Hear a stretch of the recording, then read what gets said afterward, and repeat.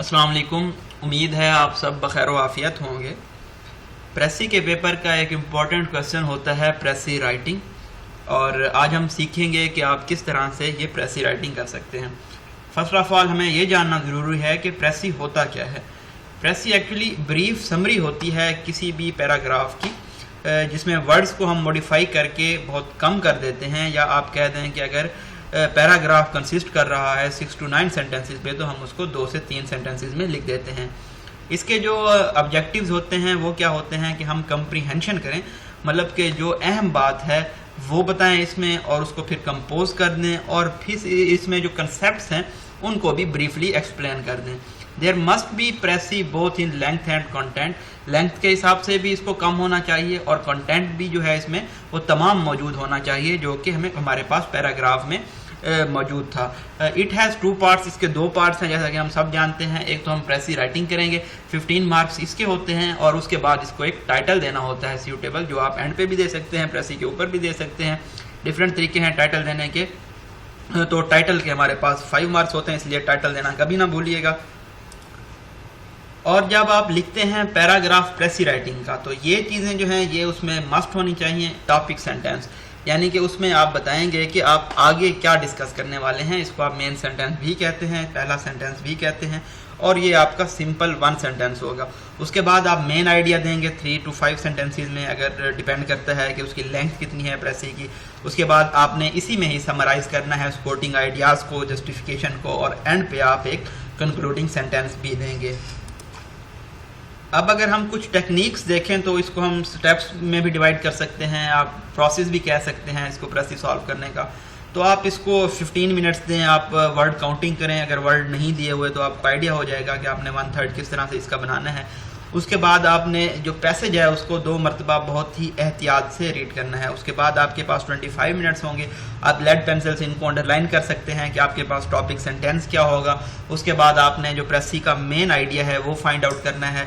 उसके बाद आप डिलीट कर सकते हैं या स्ट्राइक कर सकते हैं सपोर्टिंग आइडियाज़ को, इलस्ट्रेशंस को, और आप उसके बाद जो कंक्लूडिंग आपके पास पैराग्राफ सेंटेंस होगा उसको आप निकाल सकते हैं। तो यहाँ पे आपको टॉपिक सेंटेंस भी मिल जाएगा, कंक्लूडिंग सेंटेंस भी मिल जाएगा, और मेन आइडियाज़ भी अब आपने अंडरलाइन कर लिए होंगे। तो आप इसको एक पेज पे लिख सकते हैं, और उसको एक पेज पे लिखने के बाद आप उसको पैराफ्रेज करेंगे, यानी कि आपने पहले सेम टू सेम लिख देना है, फिर उसको आपने पैराफ्रेज करना है ताकि इसमें प्लेजरिज्म ना रहे। तो ये आपके पास फर्स्ट ड्राफ्ट आ जाएगा। तो आपने फिर उसके बाद रफ ड्राफ्ट के बाद एक फाइनल ड्राफ्ट भी बनाना है, और ये आपने बैक साइड पे करना है पेपर की। और आपने जो अपना ओरिजिनल जहाँ पे आपने क्वेश्चन सॉल्व करना है वहाँ पे आपने नीट एंड क्लीन इसको सॉल्व करना है। यहाँ पे हमारे पास एग्जाम्पल के तौर पे एक पैराग्राफ मौजूद है, आप इसको गौर से देख सकते हैं। आप यहाँ पे वीडियो पास करके इस पूरे पैराग्राफ को पढ़ेंगे फर्स्ट ऑफ ऑल। उसके बाद आपने यहाँ पे हाईलाइट कर देने हैं जो आपको टॉपिक सेंटेंस लगे, या उसके बाद आपको कंक्लूडिंग सेंटेंस लगे। मेन आइडियाज़ आपने भी अंडरलाइन करने हैं, और उसके बाद जो रेलिवेंट इंफॉर्मेशन नहीं है, यानी कि जो एक्स्ट्रा चीज़ें हैं, उनको आपने कट कर लेना है। ये करने के बाद आपने वीडियो दोबारा से चलानी है, और आगे मैं इसका जो हल किया हुआ पैराग्राफ है वो दे रहा हूँ, ताकि आपको आइडिया हो जाए कि आपकी कितनी अंडरस्टैंडिंग है प्रेसी की। तो यहाँ पे आप देख सकते हैं कि जो अहम पैराग्राफ्स थे, लाइक कि ये हमारे पास टॉपिक सेंटेंस था, इसको हमने हाईलाइट कर दिया। यहाँ पे रेपिटेशन सी वर्ड की, मैनी एंड वेरियस, तो इसको आपने एक मैनी रहने दिया। आप इसको न्यूमेरियस, सेवरल, अच्छे वर्ड यूज़ कर सकते हैं, अच्छी वोकैब यूज़ कर सकते हैं। तो यहाँ पे देखा हमारे पास सेंटेंस आ गया, टॉपिक सेंटेंस, और उसके बाद जो रेलिवेंट सेंटेंसेस थे हमने वो भी देख लिए यहाँ पे, और जो इररेलिवेंट चीज़ें थी, एक्स्ट्रा चीज़ें थी, जो रेपिटेशन थी चीज़ों की, उनको हमने कट डाउन कर दिया। और जो हमारे पास वर्ड्स थे एक्चुअल में, उनको हमने रहने दिया, जो इम्पॉर्टेंट रेलिवेंट चीज़ें थी। तो एंड पे हमारे पास यहाँ पे इसका जो कंक्लूडिंग था वो भी आ गया। अब हम चल के देखते हैं कि नेक्स्ट स्टेप हमारे पास क्या है। स्टेप 3 में आपने एक सिंपल समरी लिख ली है इसकी, जो के ऊपर हमने चीज़ें निकाली थी, सेम टू सेम वैसे लिखा है, इसमें कोई चेंजिंग नहीं की गई फ़िलहाल। और अगर हम इसको पढ़ें तो आप इसको बड़ा ही ब्रीफली आपको पता चलेगा कि प्योरिटी जो है इसके बहुत सारे वजूहात हैं पाकिस्तान में। सबसे मेन वजह जो है वो इलिटरेसी है, जो कि बहुत कॉमन है पाकिस्तान में। फर्दर मोर ये डिस्कोर्स मार्कर यहाँ पे भी लगाया गया है, अच्छा होता है आप डिस्कोर्स मार्कर यूज़ कर लें, और पंक्चुएशन का भी इस्तेमाल करें क्योंकि पंक्चुएशन वर्ड काउंट में नहीं आती। Poverty also emerges due to absence of job opportunities, poor economic growth is another factor that leads to a society towards poverty. तो ये वजूहात तमाम यहाँ पे बयान कर दी गई हैं। अब क्या करना है, आपने इसको पैराफ्रेज करना है। तो अब मैं पैराफ्रेज का जो अगला स्टेप है वो आपको नहीं बताऊंगा क्योंकि मैं चाहता हूं कि आप इसको खुद से पैराफ्रेज करें, और नीचे कमेंट्स में जो पैराफ्रेज किए हुए ये टोटल 4 सेंटेंसेस हैं, तो ये लिखना कोई मुश्किल नहीं है। तो आप इसको पैराफ्रेज करें और नीचे कमेंट्स में लिखें ताकि आइडिया हो सके आपको भी कि दूसरे लोग किस तरह से प्रेसी करते हैं, और मुझे भी आइडिया हो सके कि आपकी जो अंडरस्टैंडिंग है प्रेसी की वो कितनी अच्छी है। तो मैं उम्मीद करता हूँ आप तमाम लोग ये लिखेंगे प्रेसी, और उसके बाद अपना कमेंट्स में जो पैराफ्रेज किया हुआ पैराग्राफ है वो पुट डाउन करेंगे। नेक्स्ट हमारे पास ये पैसेज है, ये साइकोलॉजिकल काजेज बताए गए हैं इसमें अनहैप्पीनेस के, और इसकी वजूहात बताई गई हैं।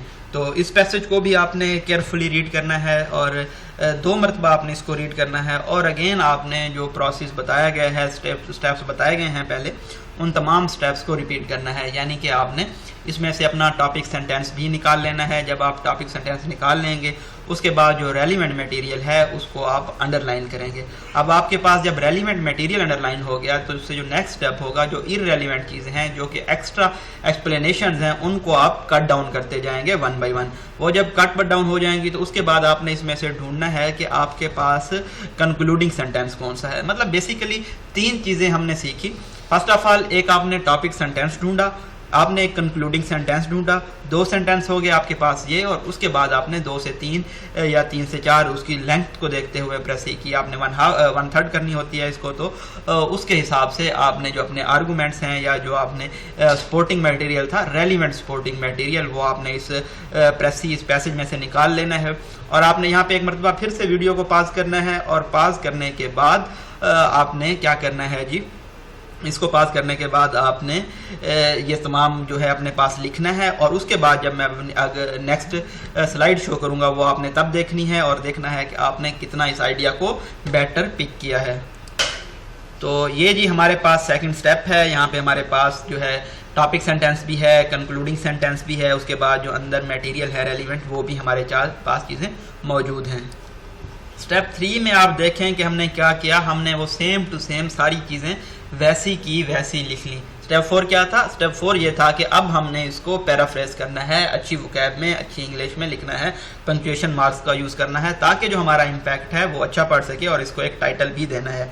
अच्छा, अगर आप नहीं कर सकते, ये तमाम वर्ड्स में नहीं लिख सकते ये वाली प्रेसी, तो मैं आपको अर्ज करूंगा, इंसाइट करूंगा कि आप कम से कम इसका टाइटल सजेस्ट करें। इस प्रेसी का जो इससे पहले वाली जो प्रेसी थी उसका कोई टाइटल लाजमी लिखें कमेंट्स में, ताकि आपकी अंडरस्टैंडिंग और टाइटल लिखने की भी प्रैक्टिस हो सके।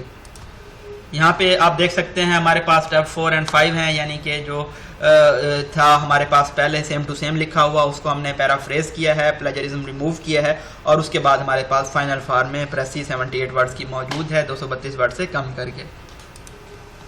तो कहने का मकसद ये है कि प्रेसी कोई इतना ज़्यादा मुश्किल टास्क नहीं है, आप इसको ईजिली टैकल कर सकते हैं, और आप अगर 2 मरतबा अगर पैराग्राफ को पढ़ें तो आप उसको आराम से उसका जो है मीनिंग, उसका एसेंस निकाल सकते हैं और उसकी प्रेसी लिख सकते हैं।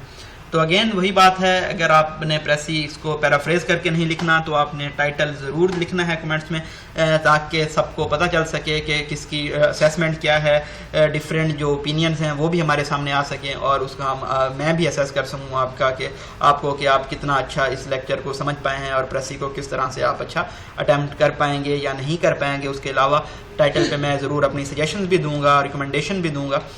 तो मैं वेट करूंगा इंशाल्लाह। अपनी दुआओं में याद रखिएगा। अल्लाह हाफिज़।